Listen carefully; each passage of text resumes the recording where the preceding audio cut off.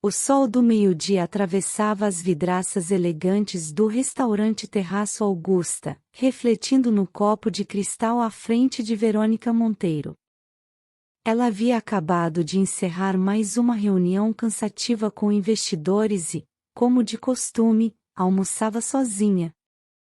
Seu prato, meio intacto, esfriava lentamente enquanto ela respondia e-mails no celular. Era uma daquelas tardes em que o silêncio da riqueza pesava mais do que qualquer barulho da cidade. Do lado de fora da varanda, entre as plantas decorativas e os azulejos finos, surgiu uma figura que destoava do ambiente impecável.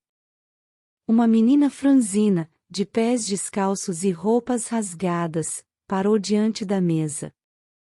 Os olhos castanhos dela estavam afundados, quase apagados, mas havia ali um brilho silencioso, uma mistura de fome, vergonha e esperança. "Posso comer suas sobras?"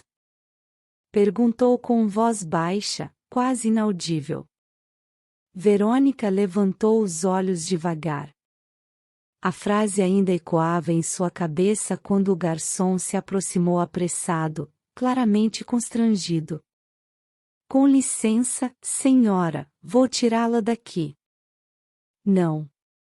A palavra saiu antes mesmo que ela pudesse pensar. Seu tom foi firme, quase instintivo. O garçom hesitou. Verônica fitou a menina por alguns segundos. Havia algo naquele rosto, algo que incomodava e quebrava camadas que ela nem sabia mais que existiam. "Qual o seu nome?" perguntou, afastando o prato na direção dela. "Lara", respondeu a menina, engolindo a saliva seca. Verônica olhou ao redor. Alguns clientes murmuravam, incomodados com a presença da criança ali. Mas ela não ligava.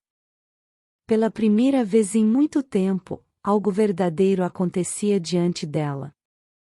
Lara pegou uma batata com as mãos tremendo e começou a comer devagar, como se estivesse num ritual sagrado. A empresária a observava em silêncio. Seu apetite havia sumido, mas o coração, esse estava em guerra. Não era pena. Era algo mais profundo. Algo que ela não conseguia nomear. Ela não sabia ainda, mas aquele almoço, aparentemente banal, havia acabado de mudar o rumo de sua vida. Verônica não conseguia tirar Lara da cabeça. Durante o resto do dia, entre ligações e reuniões, a imagem da menina comendo com as mãos sujas não saía de sua mente. Aquilo a inquietava de um jeito novo. Não era a primeira vez que via uma criança de rua, mas havia algo em Lara, no modo como segurava o garfo com respeito, no silêncio que fazia mais barulho que qualquer grito, que a tocava profundamente. No dia seguinte, logo após o café, Verônica mandou seu motorista, Érico, dar voltas pela região onde encontrou Lara. Ela mesma decidiu ir a pé. Usava óculos escuros e roupas discretas, tentando passar despercebida. Depois de cerca de 4 quadras, no cruzamento entre 2 avenidas movimentadas, viu de longe aquela mesma figura pequena, sentada na calçada. Quando se aproximou, Lara correu. "Espera." Verônica chamou, sem saber direito o que dizer. A menina hesitou. Então, sem falar nada, apontou para dentro de um terreno baldio. Verônica a seguiu. Ali, em meio a escombros, pedaços de madeira e paredes rachadas, 4 crianças viviam como fantasmas num mundo esquecido. Nando, o mais velho, tinha por volta de 13 anos. Olhos atentos, corpo magro e expressão desconfiada. Ele ficou de pé assim que viu Verônica, tentando se colocar à frente das outras. Juju estava sentada no canto, balançando o corpo de um lado pro outro, com uma boneca de pano rasgada no colo. Não falava nada, mas seus olhos seguiam tudo com curiosidade. Biel, o menorzinho, dormia enrolado num pedaço de cobertor sujo. Verônica sentiu um nó na garganta. Vocês moram aqui? Perguntou, mais para si mesma do que para eles. Nando não respondeu. Apenas firmou o olhar, como se estivesse acostumado a proteger os outros com o silêncio. Ela não sabia o que fazer. Parte dela queria pegar todos e levar para casa. Mas outra parte hesitava. Medo de fazer promessas que não poderia cumprir. Medo de se envolver num mundo que evitou por anos.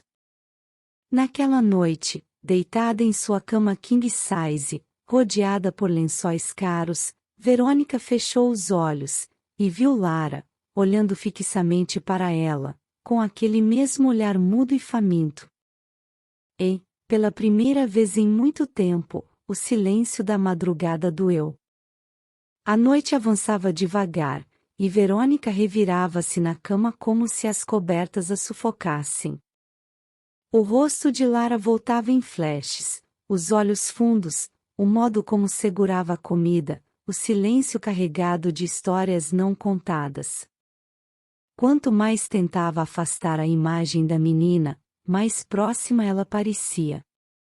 Então, algo dentro dela se rompeu. Era como abrir uma porta trancada há décadas. As lembranças voltaram com brutalidade.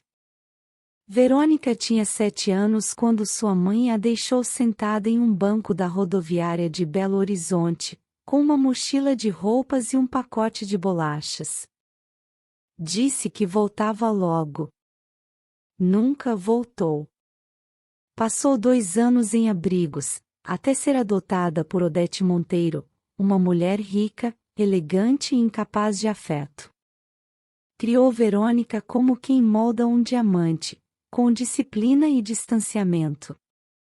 Nunca lhe faltou comida, roupas ou escolas caras, mas nunca houve um beijo de boa noite, uma escuta verdadeira. Apenas exigência. E agora, ao ver Lara, algo naquele abandono antigo renascia com força. Era como se visse sua própria infância de volta, mas do lado de fora. E dessa vez, ela podia escolher não ignorar.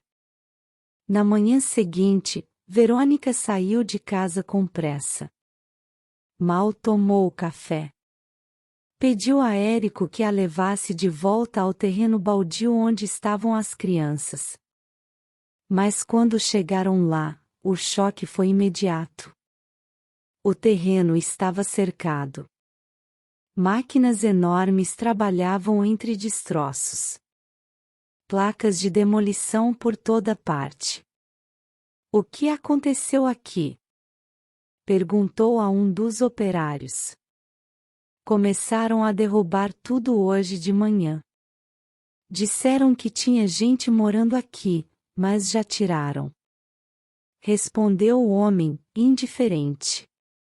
Verônica olhou ao redor, sentindo uma angústia pesada no peito.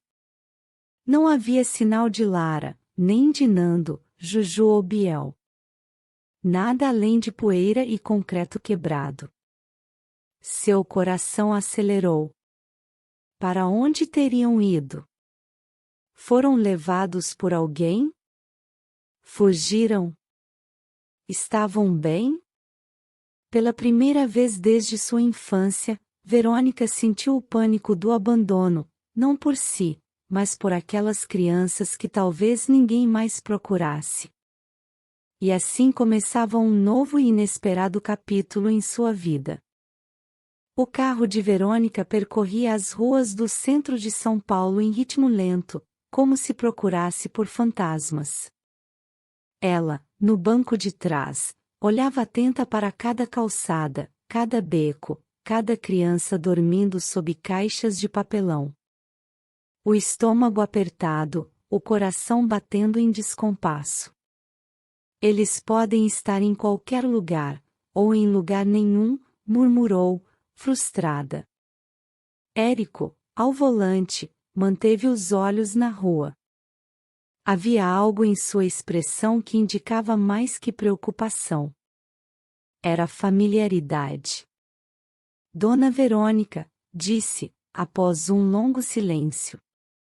Antes de trabalhar com a senhora, eu morei em abrigo. Quando fugi de casa, dormi por semanas embaixo do viaduto do chá. Conheci muita gente ruim, gente que se aproveita de criança com fome. Tem uma mulher, o nome dela é Zilda. Ela leva pequenos em troca de prato feito. Depois põe para pedir dinheiro, vender bala, ou pior. Verônica virou-se para ele, os olhos arregalados. Você acha que ela poderia estar com a Lara e os outros? Se alguém os encontrou primeiro, foi ela. Respondeu Érico, sem hesitar. Mas ela não fica no mesmo lugar por muito tempo. Trabalha nas sombras. Usa crianças como moeda.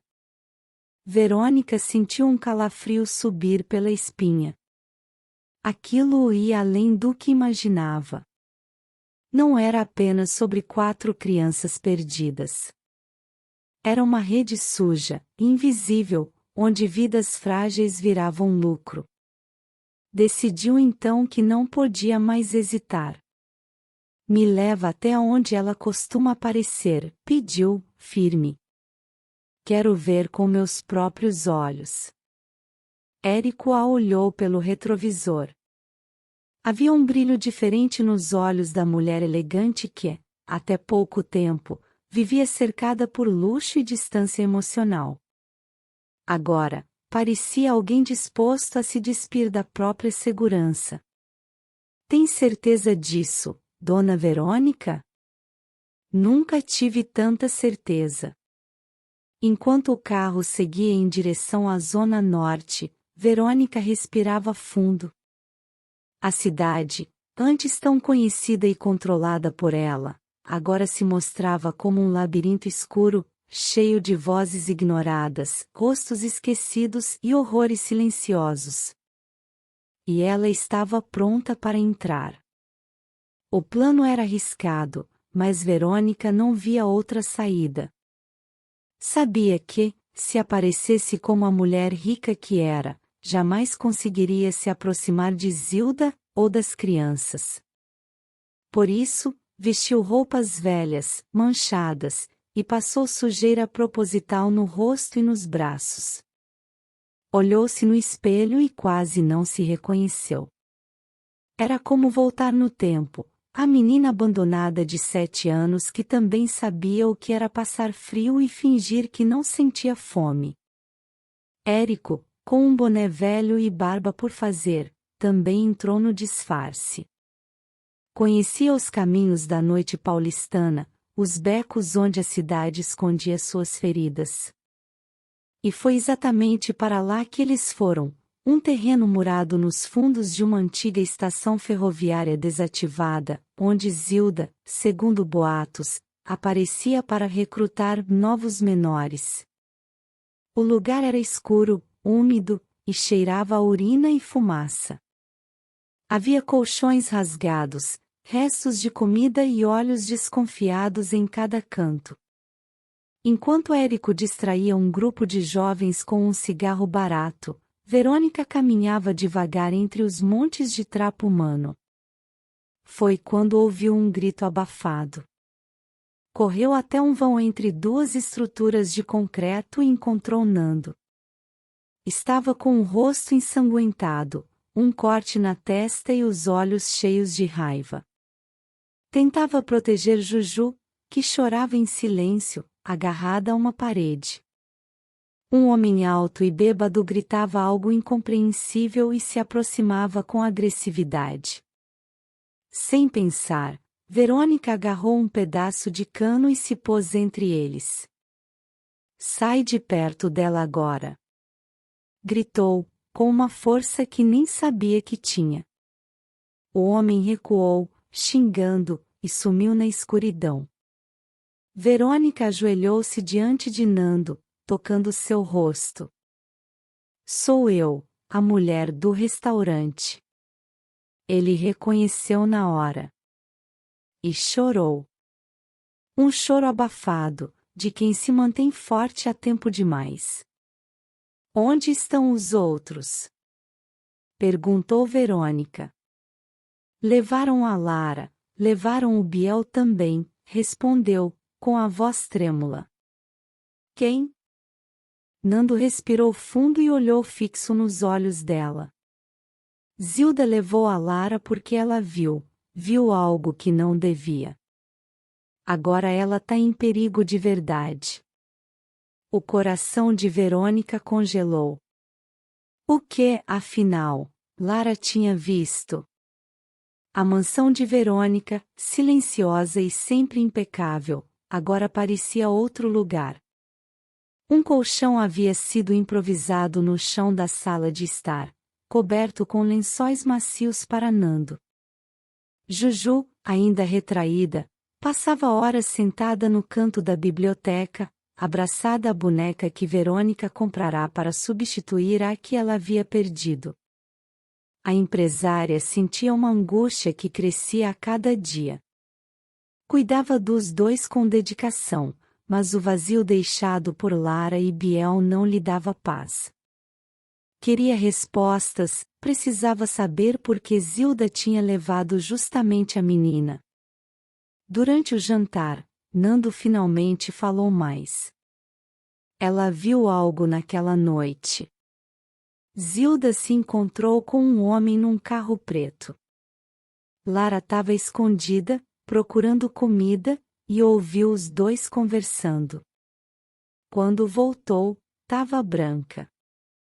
Disse que tinham falado sobre vender crianças.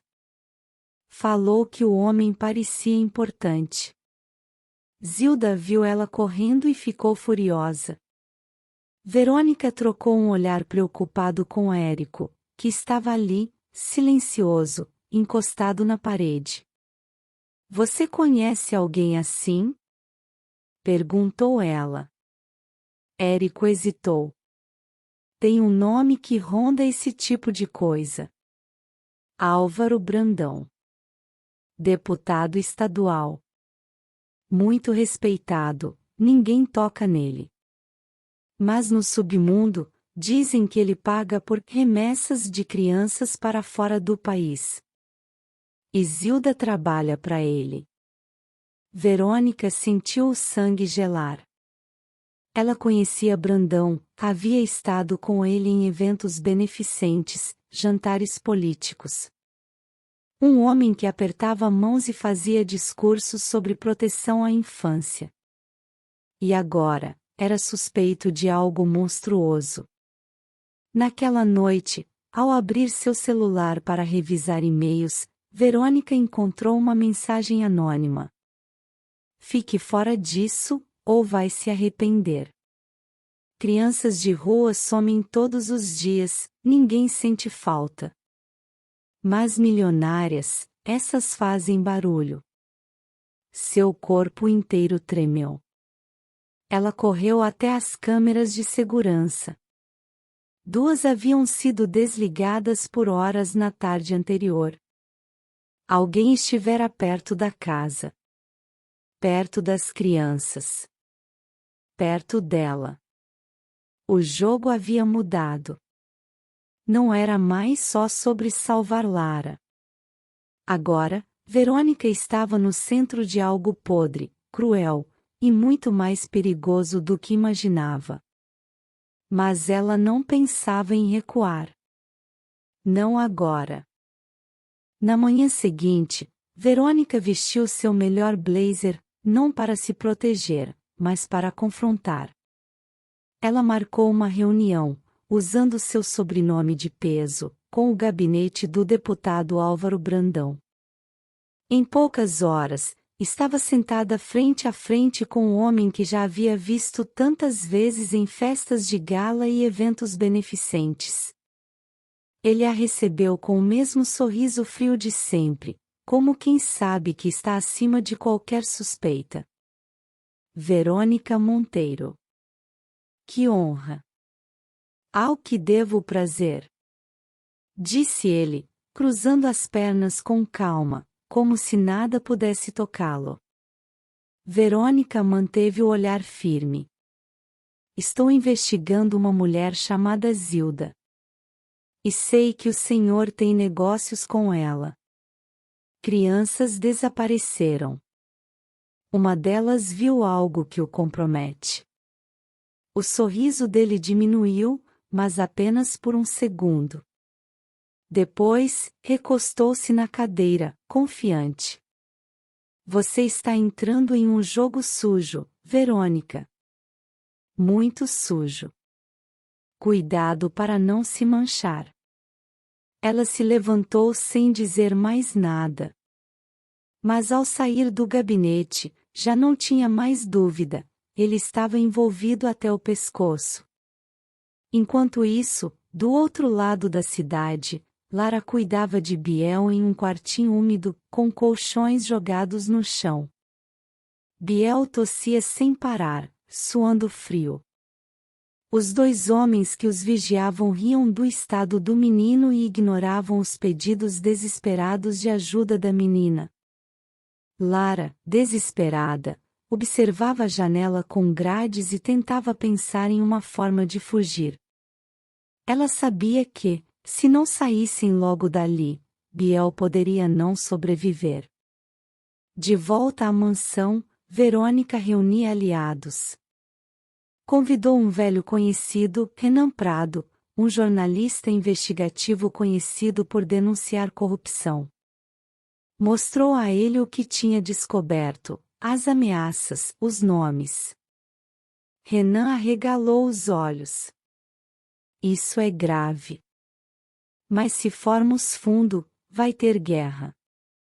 Gente grande pode cair, e você também. Então vamos cair juntos. Mas vamos salvar aquelas crianças primeiro. Disse Verônica, sem hesitar.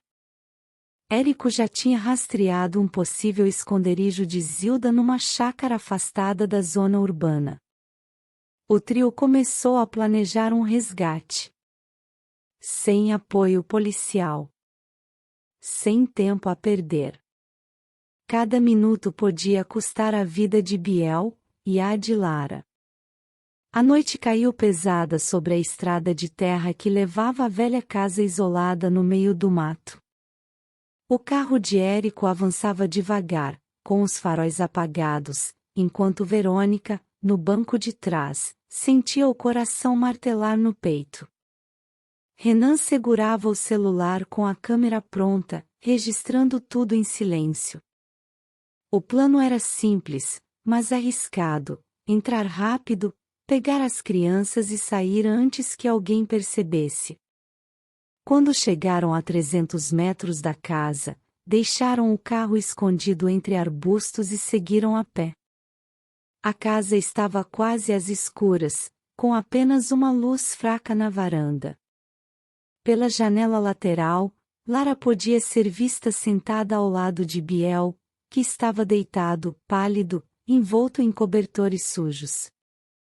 Sua respiração era fraca. A febre havia piorado. Verônica sentiu uma onda de desespero ao ver o estado do menino. Com Érico na frente, eles invadiram pelos fundos, forçando uma porta de madeira podre. O primeiro homem, distraído, foi rendido por Érico com um golpe preciso. O segundo tentou reagir, mas foi imobilizado por Renan com a ajuda de uma barra de ferro que encontrou no caminho. Verônica correu até Lara. Sou eu, Verônica. Viemos buscar vocês. Lara arregalou os olhos, incrédula. As lágrimas escorreram. Achei que ninguém ia voltar por nós. Sem tempo para responder, Verônica pegou Biel nos braços. O corpo do garoto ardia. Era preciso levá-lo para um hospital imediatamente. Eles estavam prestes a sair quando a porta da frente foi escancarada. Zilda, com uma arma na mão. Olhar cheio de ódio. Ninguém sai daqui. Vocês não têm ideia de com quem estão mexendo. Verônica congelou. Mas Érico, sem hesitar, se colocou à frente. Abaixem-se! Gritou. Um disparo cortou o silêncio da noite. O som ecoou por todo o campo. Renan, tremendo, chamou a polícia e a imprensa. Tinha provas, imagens, testemunhas. Zilda foi rendida minutos depois, enquanto tentava fugir pelos fundos. A ambulância chegou rápido. Biel foi levado às pressas. Lara segurava a mão de Verônica o tempo todo, como se temesse acordar de um sonho. Na manhã seguinte, a história estava em todos os jornais. Milionária resgata crianças de rede ilegal liderada por político influente. E o país inteiro parou para ouvir. Zilda foi levada algemada pela polícia sob gritos e câmeras, o rosto envelhecido marcado pelo ódio e o medo de cair. Na delegacia, tentou negar tudo, mas as imagens gravadas por Renan, os depoimentos de Lara, Nando e as mensagens interceptadas do celular de um dos capangas enterraram qualquer tentativa de fuga. Poucos dias depois, o nome do deputado Álvaro Brandão começou a circular nos noticiários. Primeiro, ele apareceu em rede nacional negando qualquer envolvimento. Jamais me associei a criminosos. Sou vítima de uma armação cruel. Mas as provas que Renan entregou à promotoria eram devastadoras. Fotos, áudios, extratos bancários, registros de encontros com Zilda. Aos poucos, o castelo político de Brandão começou a ruir, tijolo por tijolo. Manifestações surgiram nas ruas, exigindo justiça. Crianças com cartazes dizendo "Somos como Lara" tomaram as praças. Verônica, pressionada por jornalistas, decidiu não se esconder. Foi ao programa de TV mais assistido do país. Sentou-se diante das câmeras, ao lado de Lara, e contou tudo. Sem lágrimas forçadas, sem teatrinho. Apenas a verdade crua e humana. Ela só queria comer minhas sobras, e eu quase virei as costas. Mas naquele olhar, eu vi a criança que eu fui. E nunca mais consegui fingir que não era comigo. O país se comoveu. As redes sociais explodiram. Alguns a chamaram de heroína, outros questionaram seus motivos. Mas ela não buscava aplausos. Enquanto isso, os quatro, Nando, Juju, Lara e Biel, foram acolhidos legalmente por Verônica. Advogados correram contra o tempo, e em poucas semanas, a guarda provisória foi aprovada. A casa antes silenciosa agora ecoava com risos, passos apressados e brinquedos espalhados. Juju, embora ainda sem falar, começou a sorrir com mais frequência. Biel, já recuperado, chamava Verônica de tia rica. Foi durante uma arrumação em seu antigo escritório que Verônica encontrou a carta. Um envelope velho, escondido dentro de um livro que pertenceu à sua mãe adotiva. Tremendo, ela o abriu. Era da sua mãe biológica. As palavras escritas à mão tremiam, quase apagadas pelo tempo. Minha filha, me perdoa. Fui forçada a deixá-la para protegê-la de um homem perigoso. Um dia você vai entender. O sangue dele não podia te alcançar. Verônica sentiu o chão fugir por um segundo. A carta revelava um nome. O mesmo nome ligado a Zilda. O mesmo nome que ela acabará de derrubar. O passado e o presente acabavam de colidir. E o ciclo, enfim, começava a se fechar. A carta nas mãos de Verônica tremia enquanto ela lia e relia cada palavra. O papel amarelado trazia uma confissão dolorosa e um segredo que ela nunca imaginara confrontar. Sua mãe biológica, em uma caligrafia trêmula, explicava que foi obrigada a abandoná-la para protegê-la de um homem cruel, seu pai verdadeiro, um criminoso cujo nome estava agora ligado diretamente a Zilda e às suas redes sombrias. Era como se um círculo invisível, que durante anos havia prendido sua vida, finalmente se fechasse. Tudo fazia sentido: o abandono, o medo, a ausência. Mas também a coragem que precisava para lutar. Verônica sentou-se no chão da sala, ainda segurando a carta, enquanto as crianças, Nando, Juju, Lara e Biel, se aproximavam devagar. Eles notaram suas lágrimas silenciosas e se juntaram a ela, como se soubessem que naquele momento havia uma cura para todas as dores. Ela os abraçou com força, sentindo que, pela primeira vez, sua vida tinha um propósito claro e imutável. Nos meses que se seguiram, Verônica transformou sua dor em ação. Criou a Fundação Novo Amanhecer, dedicada a acolher crianças e adolescentes em situação de rua, oferecendo abrigo, educação, atendimento psicológico e esperança. Com o apoio de parceiros e voluntários, a fundação cresceu rápido, alcançando famílias, ruas e corações esquecidos. Lara, agora com 10 anos, caminhava ao lado de Verônica pelo jardim da fundação. As mãos entrelaçadas, olhos brilhantes e sorriso largo, ela falou com a voz doce e firme que a vida começava a dar a ela. Não preciso mais pedir restos, tia. Agora eu tenho uma família. Verônica sorriu, sentindo as lágrimas correrem, mas dessa vez eram lágrimas de alívio, amor e paz. Naquele instante, entre risos e promessas, ela compreendeu o verdadeiro sentido da vida. Não era o dinheiro, o poder ou a fama. Era a conexão humana. O abraço que cura. A chance de recomeçar.